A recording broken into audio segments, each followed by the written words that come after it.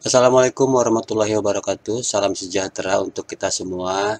Semoga kita semua senantiasa berada dalam keadaan sehat ya, meskipun saat ini kita sedang berada dalam kondisi pandemi corona, tapi mudah-mudahan tidak menyurutkan semangat kita untuk tetap belajar.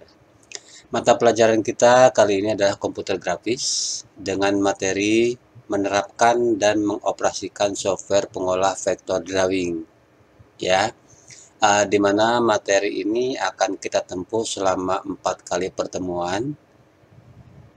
Kemudian tujuan dari mempelajari materi ini tentunya yang pertama adalah mengetahui software pengolah vektor. Yang kedua, kita dapat memahami fungsi software pengolah vektor.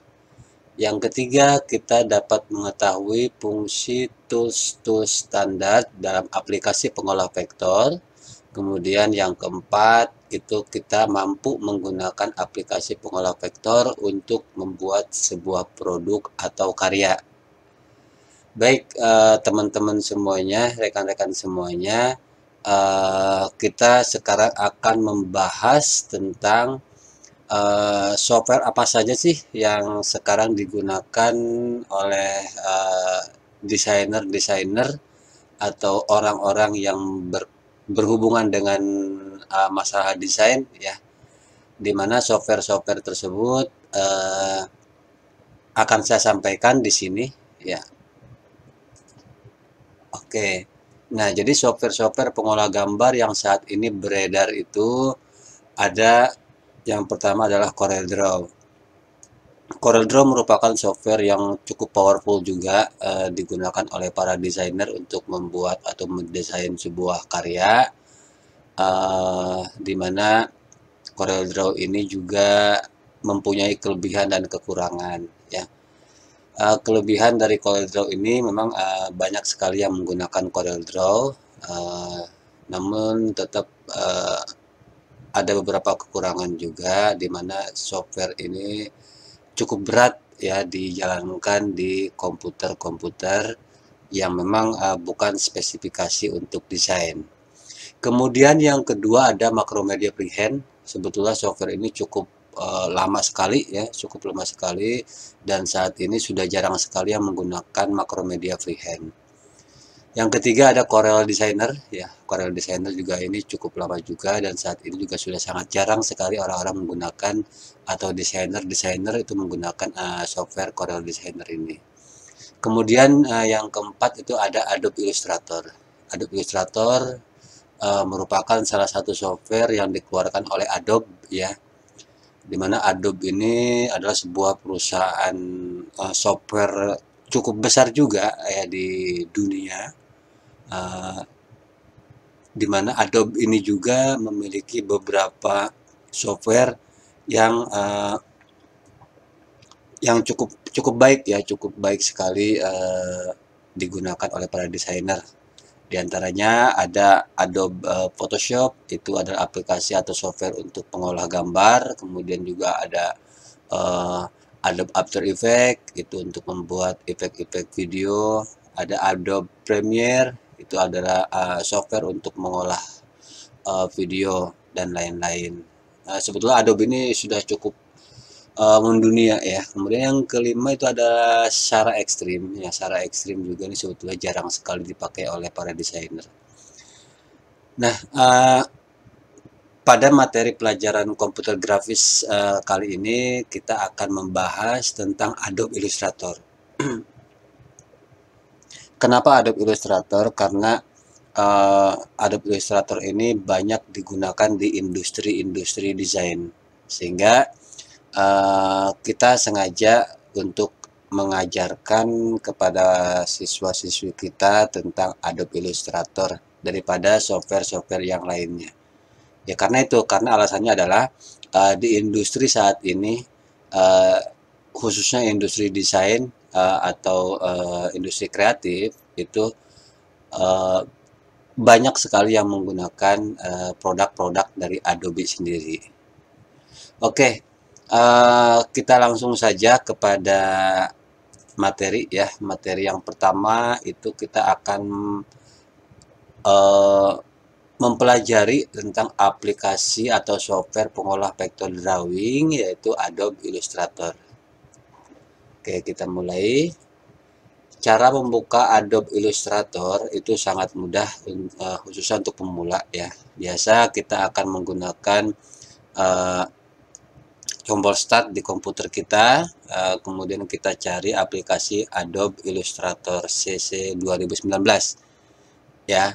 Tapi mungkin di komputer-komputer teman-teman atau rekan-rekan juga yang terinstal mungkin Adobe CC 2018 atau di bawahnya bahkan mungkin Adobe CS ya, atau Adobe apa namanya, Creative Suite ya, Creative Suite. Kalau CC ini adalah Creative Cloud. Apa perbedaannya? Sebetulnya tidak banyak perbedaannya antara Creative Suite dengan Creative Cloud. Yang mana Creative Cloud ini adalah keluaran dari Adobe yang terbarunya.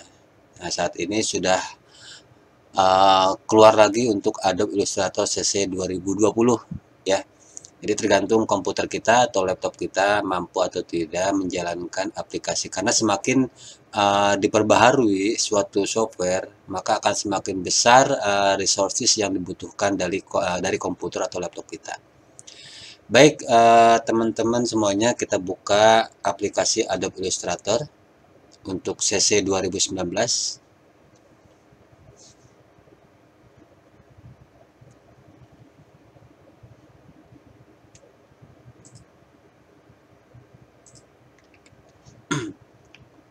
Oke ya.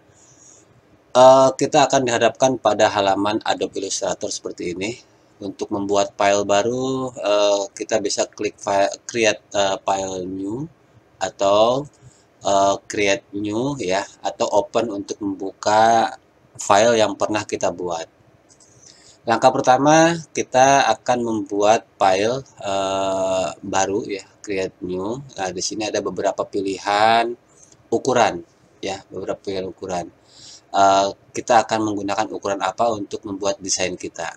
Nah, kita pilih saja custom karena kita bisa memilih atau membuat ukuran sendiri di sini. Nah, di sini ada custom 1080 kali 1080 px atau pixel ya. Kemudian ada ukuran A4 apabila desain kita akan dibuat dalam ukuran kertas A4. Kemudian ada custom lainnya. Oke, untuk kali ini kita akan menggunakan ukuran A4 ya. Di sini ukurannya adalah 210 mm kali 297 mm ya. Kemudian orientasinya kita menggunakan portrait. Tapi kalau kita akan menggunakan landscape, kita bisa pilih yang landscape. Kemudian di sini ada artboard ya. Artboard itu area kerja ya, area kerja yang akan kita buat. Di sini bisa membuat artboardnya satu area saja atau satu lembar saja, atau bisa dua atau bahkan lebih. Untuk kali ini kita akan buat satu lembar saja ya. Setelah itu kita klik create.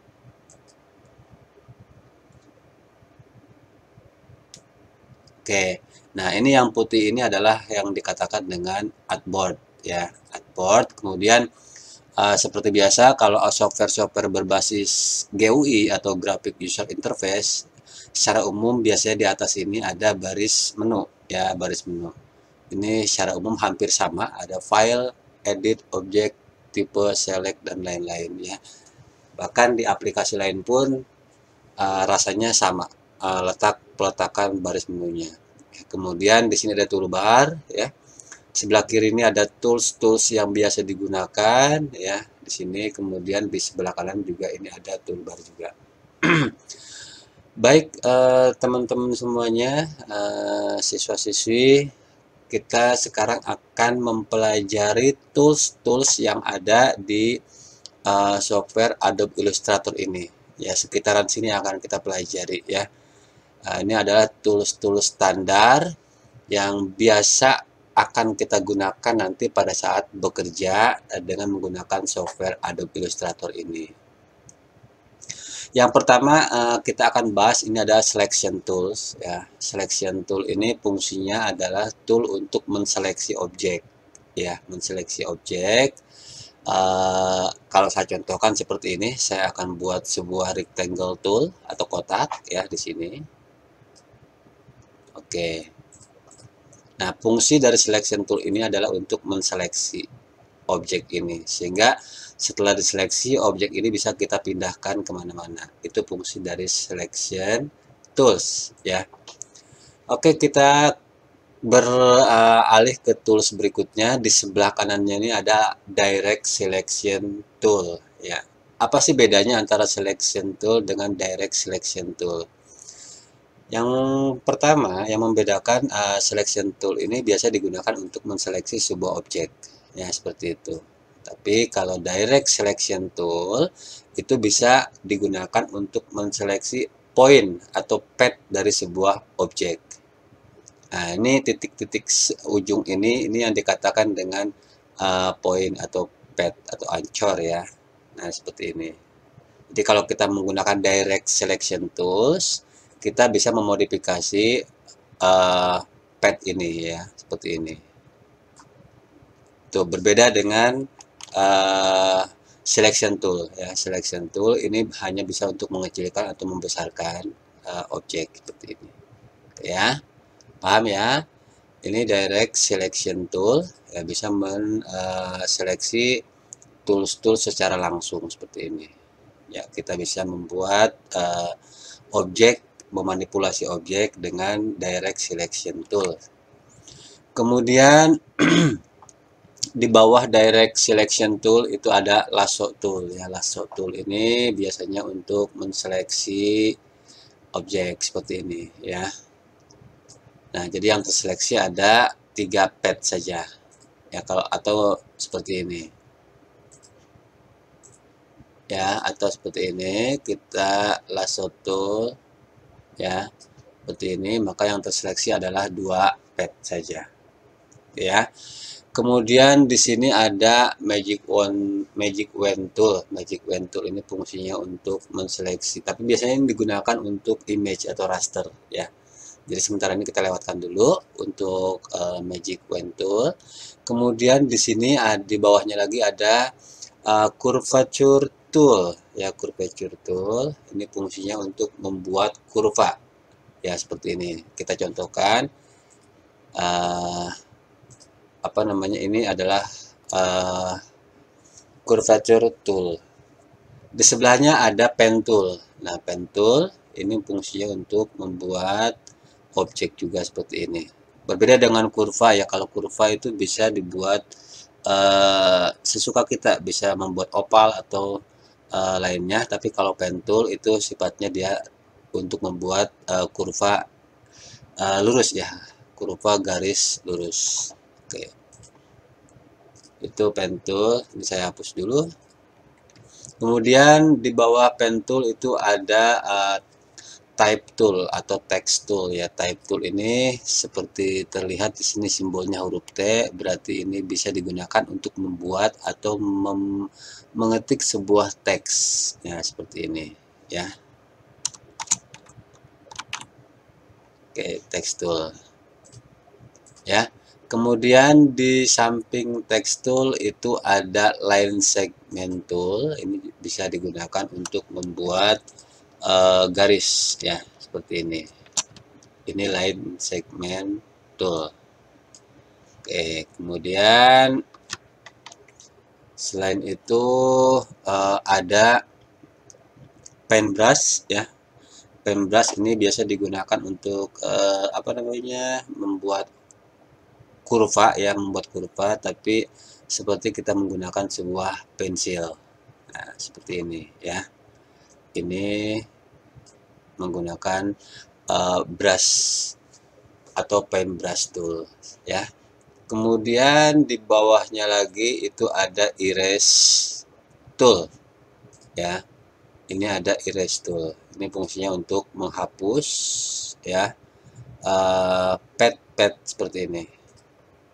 Oke, itu fungsi dari erase tool. Kemudian di sini ada shaper tools ya. Shaper tool itu fungsinya untuk apa namanya, membuat shape ya, membuat shape itu objek shape ya.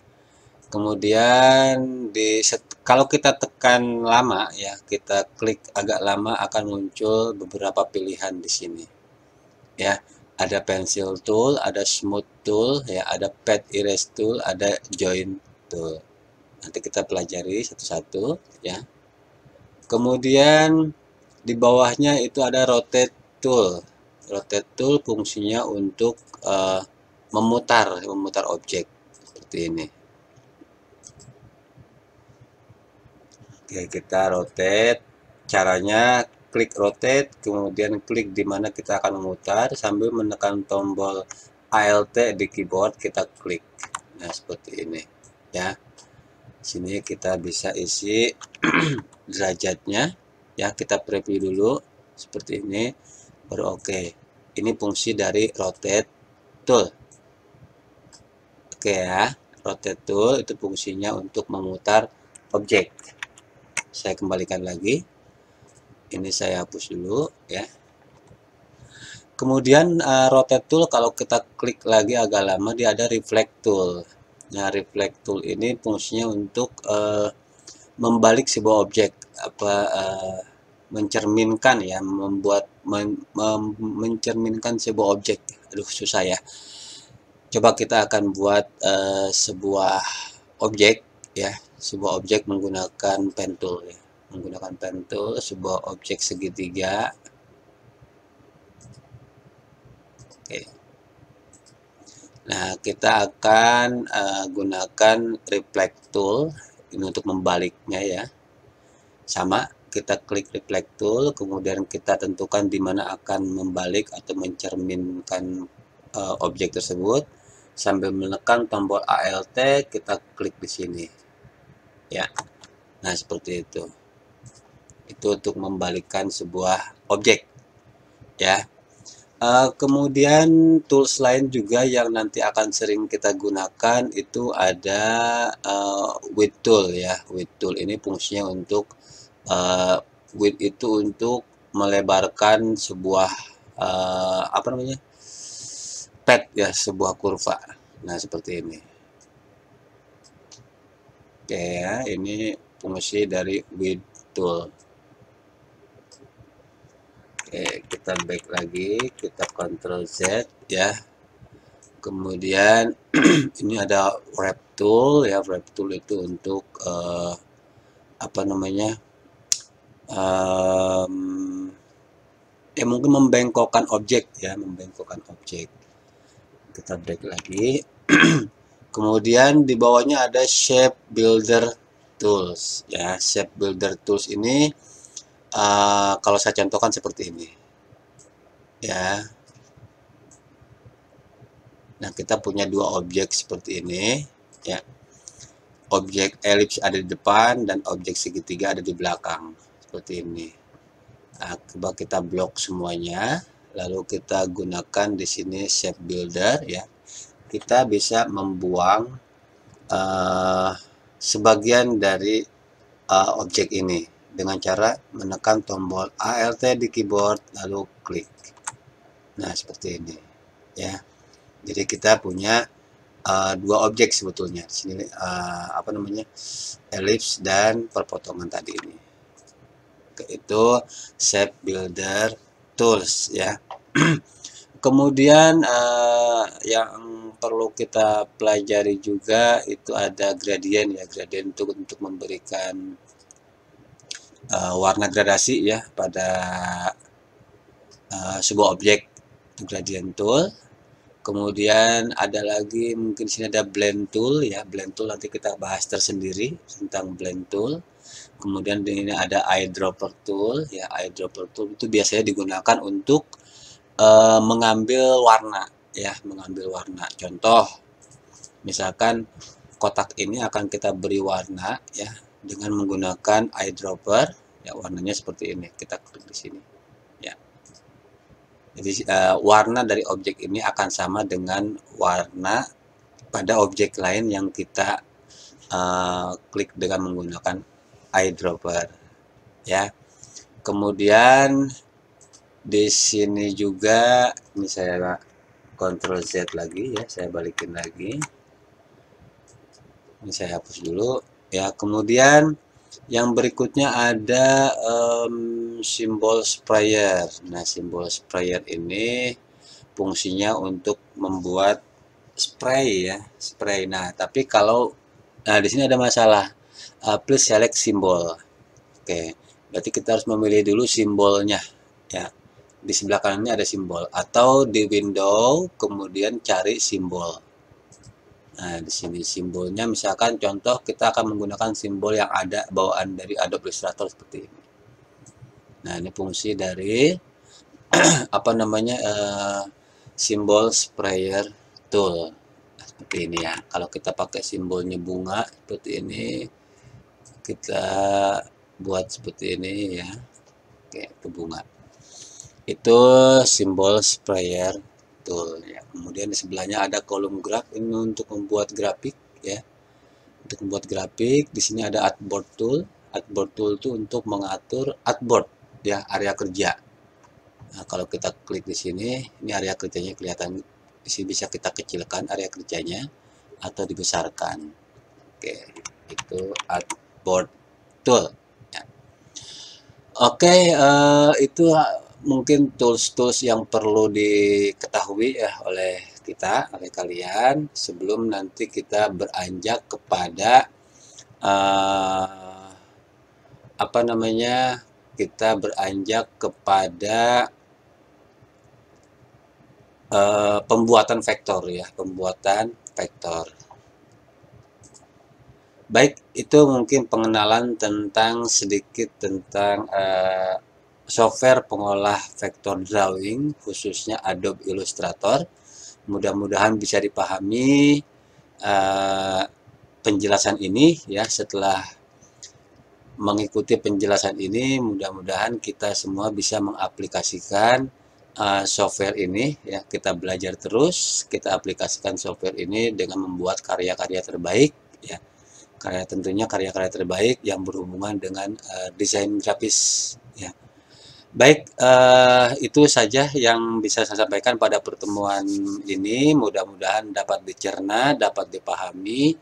Kemudian pada pertemuan berikutnya kita akan membahas tentang apa namanya, raster, kemudian image ya, kemudian pad dan lain-lain. Sampai ketemu di pertemuan berikutnya. Tetap semangat, tetap jaga kesehatan. Saya akhiri. Wassalamualaikum warahmatullahi wabarakatuh. Salam sejahtera untuk kita semuanya. Tetap semangat.